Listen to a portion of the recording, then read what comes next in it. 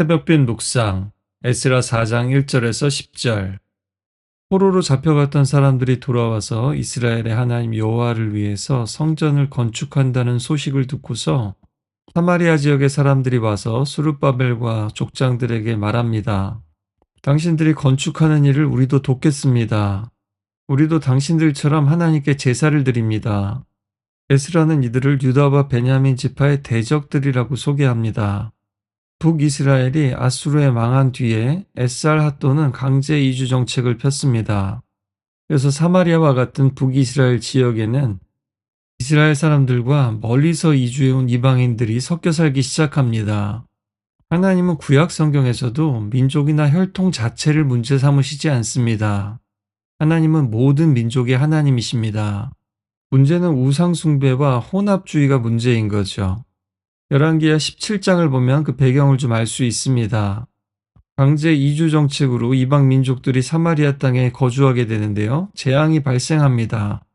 그래서 토속 신앙으로 신들의 충돌로 보고서 아수르는 사마리아에서 잡아온 제사장 한 명을 파송해서 율법을 가르치고 시행하도록 합니다.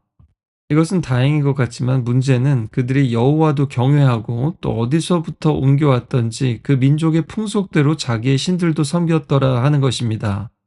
그래서 그들이 우리도 여호와를 섬깁니다. 당신들을 돕겠습니다. 한 것은 겉으로 보면 나쁘지 않아 보입니다. 두로와 시돈 같은 곳에서 온 기술자들도 있었으니까요. 하지만 스룹바벨과 여호수아는 단호하게 대답합니다. 우리 하나님의 성전을 건축하는 일에 너희와 우리가 아무 상관이 없다. 우리에게 공통 분모가 없다. 그런 뜻입니다. 이것은 오늘날 민족주의나 극우적인 배타성과는 다릅니다. 이것은 거룩함을 지키기 위한 경계선입니다. 상생과 공조를 위한 것이 아니라 손을 잡는 순간, 타협하는 순간 물들어 버리게 되는 그런 문제인 겁니다. 우리는 포용하고 관용해야 되지만 선은 또한 분명히 그어야 합니다. 누구나 와서 예배드릴 수 있지만 아무렇게나 예배드릴 수는 없는 겁니다. 믿음 생활을 오래 하다 보면 내가 하나님을 진짜로 사랑한다, 내가 하나님을 진짜로 믿는다, 여기에 머문 나머지 내가 하나님을 어떻게 믿고 있는가, 어떻게 섬기고 있는가에 대해서 놓칠 때가 참 많습니다.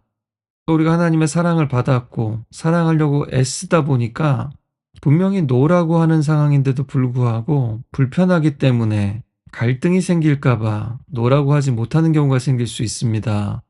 그러나 기억해야 됩니다. 예수님은 자신의 모든 것을 주셨고 생명까지도 주셨지만 그럼에도 단호박 같은 분이셨습니다. 하나님이 아니다 하시는 것에 대해서는 우리도 아니다라고 할 수 있는 용기가 있길 바랍니다. 그러자 이때부터 그 땅 백성이 유다 백성의 손을 약하게 하고 그 건축을 방해합니다. 손을 약하게 하다라는 것은 낙심시키고 무력하게 만들다라는 뜻입니다. 오늘날도 거절감을 느꼈을 때 폭주하는 사람이 있는 것처럼 이 거절당한 대적들이 곧장 태도를 바꿉니다. 좀 전까지 돕겠다던 사람들이 막겠다 하면서 돌변하죠. 그들은 겁을 주고 조롱하고 일하는 사람들을 위협했습니다. 5절 이하에 보니까 바사왕 고레스의 시대부터 바사왕 다리오가 즉위할 때까지 관리들에게 뇌물을 주어 그 계획을 막았으며 또 아하수에로가 즉위할 때에 그들이 글을 올려 유다와 예루살렘 주민을 고발하니라. 그들은 아주 치밀했습니다. 정치적인 로비를 하고 사법적인 행정적인 방해를 합니다. 뇌물을 주고 돈을 주어서 자기 사람을 만들죠. 오늘날 끊임없이 기소하고 고소하고 민원을 넣는 것과 비슷합니다. 마치 오늘날 학부모가 우리 아이 잘 가르쳐 주셔서 너무 감사합니다 하다가 돌변해서 교육청에 계속 신고하고 민원 넣고 괴롭히는 것처럼 말입니다. 고레스 왕 시절부터 다리오 왕 때까지 거의 17년, 18년 성전 건축이 중단됩니다. 보다 못한 하나님께서 학개 선지자에게 이렇게 말씀하셨죠. 너희들은 아직도 여호와의 집을 지을 때가 되지 않았다고 하는구나. 내 집은 이렇게 공사만 시작하고 아직도 그대로인데 너희들은 꾸며진 집에 살고 있느냐. 에스라 처음은 어땠습니까? 자신들의 집은 꾸미지 않아도 하나님의 집을 짓겠다고 나섰었습니다. 그런데 이제 방해와 장애물이 생기고 나니까 자신들의 집은 건축하고 인테리어하고 잘 꾸며놨는데 하나님의 성전은 버려져 있었습니다. 하나님의 일을 하다 보면 언제나 외적인 공격과 압박, 그리고 내적인 낙심과 시험으로 방해를 받습니다. 처음에 하나님이 감동시키셨던, 흔들어 깨우셨던 백성의 마음이 이제 두려움과 피로로 흔들리기 시작한 겁니다. 그 영혼의 불꽃이 사그러들고 그들의 신앙은 잠들어 버린 것만 같습니다. 우리도 기억해야 합니다. 믿음으로 살면 늘 방해가 있습니다. 또 영적 전쟁을 치르다 보면 상처 입고 낙심할 때도 참 많습니다. 믿음을 세우고 가정을 세우고 교회를 세우려고 할 때 아주 교묘하고 은근하고 치밀하게 이것을 방해하고 우리를 주저앉히려는 세력이 분명히 있습니다. 오늘 사마리아에서 온 대적들처럼 그들은 처음에는 선의로 또 때로는 광명의 천사로 다가옵니다. 따라서 우리는 스룹바벨과 여호수아처럼 첫째는 분별해야 될 테고요. 두 번째는 낙심할 때에도 하나님이 시작하신 일은 멈추지 않는다는 것을 기억해야 합니다. 이 대적들은 고레스 이후 아하수에로 왕 때, 또 아닥사스다 왕 때에 페르시아 왕에게 공식적인 고발문을 보냅니다. 내일도 살펴보겠지만 이들이 제국과 황제에게 반역을 도모하고 있다고 한 겁니다. 그들은 반유대 전선을 구축합니다. 여기는 다양한 민족과 정치 세력이 결탁합니다.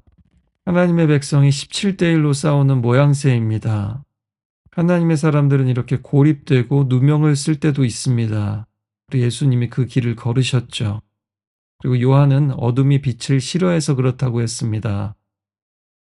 또 자신들의 죄와 치부가 드러날까봐 그렇습니다.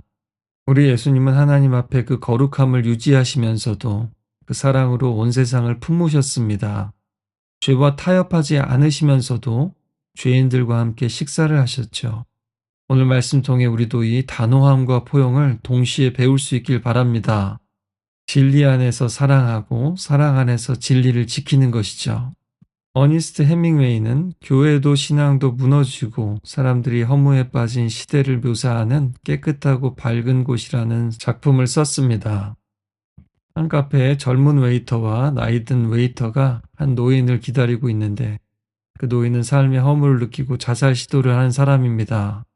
젊은 웨이터는 이를 귀찮아하고 빨리 집으로 가고 싶어 하지만 나이든 웨이터는 그를 이해했습니다. 그리고 그에게 카페처럼 그저 작아도 깨끗하고 밝은 곳이 필요하다고 했습니다. 그는 말합니다. 잠들고 싶어 하지 않는 모든 사람들과 함께, 밤에 불빛이 필요한 모든 사람들과 함께, 해밍웨이가 교회에 대해서 어떻게 생각했든 하나님께서는 교회가 그런 곳이 되어야 한다고 말씀합니다. 어둠의 시대에도 깨어있기를 바라는 사람들과 함께 더러워진 세상에서 깨끗하고 밝은 공간을 내어줄 수 있는 교회 말입니다. 그것을 위해서 세상의 유혹과 타협의 손길 앞에서 거룩한 경계를 지킬 수 있는 용기가 필요합니다. 방해와 낙심 속에서도 하나님의 일을 멈추지 않는 믿음이 필요합니다. 우리 옥스포드 한인교회와 성도들이 그리고 이 말씀을 듣는 우리 모두가 그러한 존재가 되기를 함께 기도합시다. 또 우리 앞에 있는 유혹과 장애물을 극복하기를 또 낙심한 이들을 위해서 함께 기도합시다.